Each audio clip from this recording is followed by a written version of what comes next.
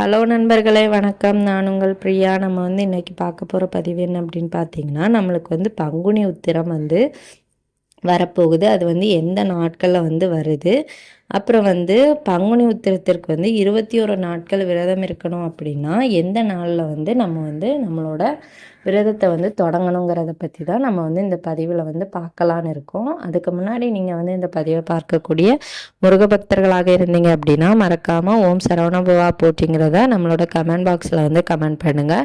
நம்மளோட சேனலையும் சப்ஸ்கிரைப் பண்ணி நம்ம சேனலுக்கு சப்போர்ட் பண்ணுங்கள். இது போல் முருகர் சம்பந்தமான பயனுள்ள தகவல்களை நீங்கள் பார்த்து தெரிந்து கொள்ள முடியும். இப்போ வாங்க நம்ம பதிவுக்குள்ளே போகலாம். ஸோ நம்மளுக்கு பங்குனி உத்திர திருநாள் எதற்காக கொண்டாடுவோங்கிறது எல்லாருக்குமே தெரியும். முருகப்பெருமானுக்கு திருமணமான நாள்.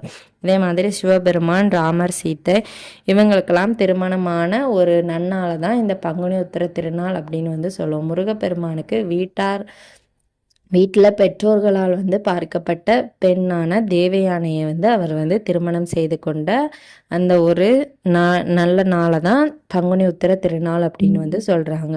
ஸோ இந்த பங்குனி உத்திர திருநாளில் யார் யாரெல்லாம் என்னென்ன விஷயங்களுக்காக பூஜைகள் பண்ணலாம், விரதம் இருக்கலாம் அப்படின்னு பார்த்தீங்கன்னா, முக்கியமாக திருமணம் சம்பந்தமான பிரச்சனைகள், திருமண தடை, கணவன் மனைவி பிரச்சனை, கணவன் மனைவி ஒற்றுமை, கணவன் மனைவி பிரிஞ்சிருக்கிறாங்க, இல்லை ஒருத்தங்களுக்கு சேரணும்னு விருப்பம் இருக்குது, ஒருத்தங்க பிரிஞ்சிருக்கிறாங்க, இல்லை விவாகரத்து பண்ண போகிறாங்க. ஸோ இந்த மாதிரி கணவன் மனைவிக்குள்ளே இருக்கக்கூடிய அந்த திருமண பந்தம் சம்பந்தமான பிரச்சனைகளுக்கு நீங்கள் இந்த பங்குனி உத்திர திருநாளில் விரதம் இருந்து முருகப்பெருமானுக்கிட்ட வழிபாடு செஞ்சீங்க அப்படின்னா கண்டிப்பாக உங்களோட வேண்டுதல்கள் நிறைவேறும்.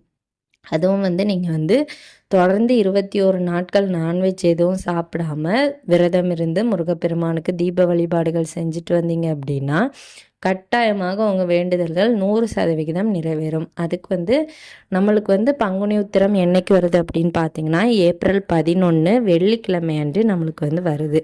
இது இந்த பங்குனி உத்திரம் தொடங்குறது வியாழக்கிழமையே தொடங்கிடுது. வியாழக்கிழமை மத்தியான நேரம் 2:10 தொடங்குது. வெள்ளிக்கிழமை 4:15 மாலை நேரத்தில் இது முடியுது. அதுக்கப்புறமா பௌர்ணமி திதி தொடங்குது. ஸோ இந்த நேரத்தில் இந்த வெள்ளிக்கிழமை வரைக்கும் நம்மளுக்கு இந்த பங்குனி உத்திரத்தில் திருநாள் இருக்குது. ஸோ அன்னைக்கு நிறைய பேர் முருகப்பெருமானுக்கு அவங்களோட வேண்டுதல்களை செலுத்துவதற்காக கோயிலுக்கெல்லாம் போவாங்க.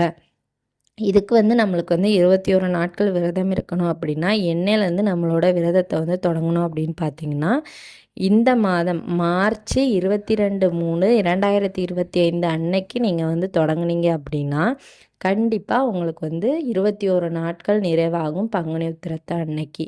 ஸோ விரதம் இருக்கணும்னு நினைக்கிறவங்க இந்த பதிவு உபயோகமாக இருக்கும். உங்களுக்கு பிடிச்சிருந்துச்சி அப்படின்னா லைக் பண்ணிவிட்டு நம்மளோட சேனலுக்கு சப்ஸ்கிரைப் பண்ணி குட்டியாக சப்போர்ட் பண்ணுங்கள். இந்த வீடியோவின் முழு பதிவை பார்த்ததற்கு மிக்க நன்றி.